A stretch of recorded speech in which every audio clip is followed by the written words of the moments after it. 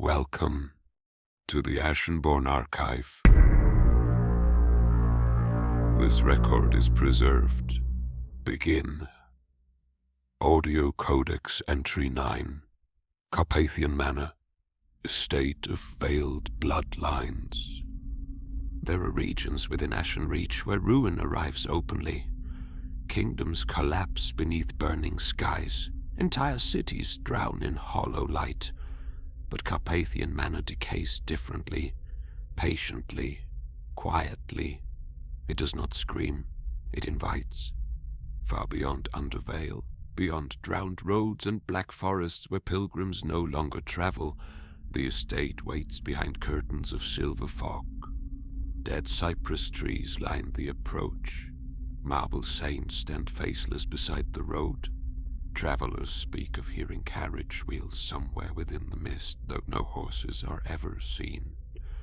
Carpathian Manor is not merely a structure, it is an ecosystem of blood, memory, and inheritance stretched across gardens, laboratories, chapels, kennels, and burial halls.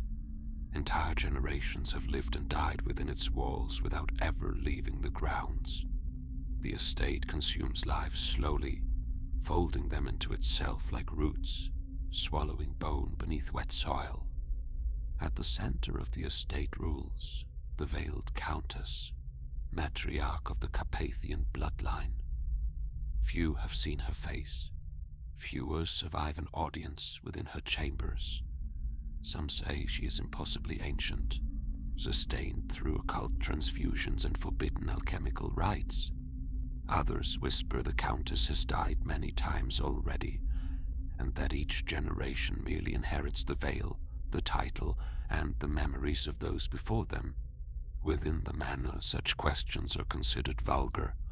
The Countess reigns eternal, and blood is sacred within Carpathian Manor, not merely as lineage, but as substance, as science, as ritual.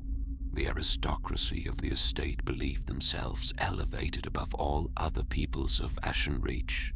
Their bloodlines are cultivated through arranged unions, experimental procedures, selective breeding, and rites whispered through silver surgical masks. Entire wings of the manor are devoted to studying flesh, memory, and inherited corruption. Beneath the estate lies the Blood Vivarium, a sprawling network of transfusion halls, specimen vaults, laboratories, and incubation chambers where crimson fluids move endlessly through glass arteries built into the walls themselves.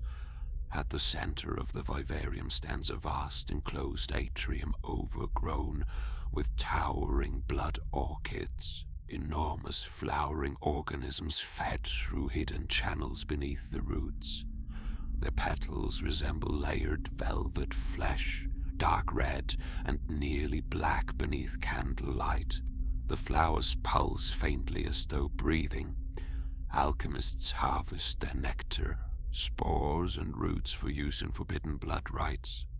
Above these chambers stands the medical theatre, where anatomy becomes ceremony.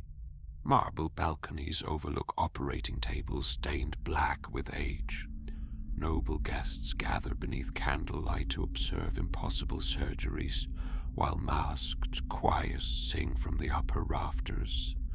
Some procedures seek beauty, others attempt resurrection. Most end in screams. Throughout the endless halls dwell the Manorbound, small pale servant folk bound to the estate through generations of absolute loyalty. They move quietly through hidden passageways carrying silver trays, extinguishing candles, preparing chambers, and cleaning blood from the stone floors before sunrise. Many outsiders mistake them for enslaved creatures, yet most serve willingly and devotionally, believing the preservation of the house to be sacred. Beyond the inner halls stretch the fog-laden gardens, where statues lean crooked among black roses and pale vines. Ghostly caretakers known as the Fogkeepers wander these grounds endlessly with lanterns and rusted tools in hand. Some claim they are spirits of servants long dead. Deeper still lies the Hedge Labyrinth. No map of the labyrinth has ever remained accurate for long. The walls shift, pathways change, entire sections disappear overnight.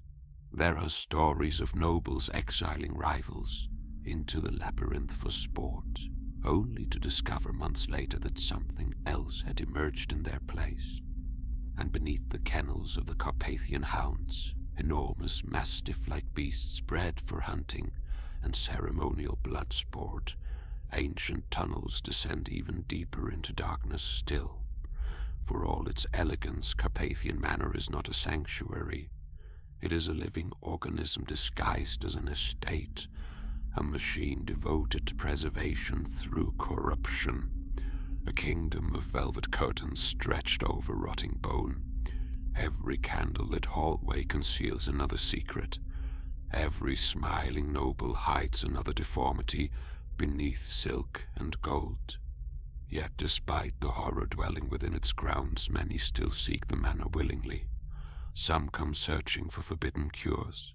Some seek eternal life. Others simply wish to stand before the Veiled Countess and ask what price must be paid to transcend the weakness of ordinary blood. Most are never seen again.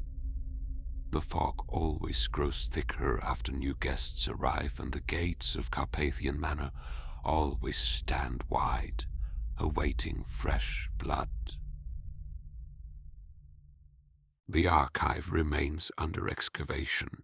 Its fragments exist not only within this audio codex, they have taken physical form as a collectible Soulslike trading card game, carried, exchanged, and engaged in ritual duel beyond this place. Those who would hold the relic fragment cards may seek them at AshenborneArchive.com. The archive's presence endures across the outer channels. Seek the social archives listed in the show notes. Follow if you would continue, or remain and forget.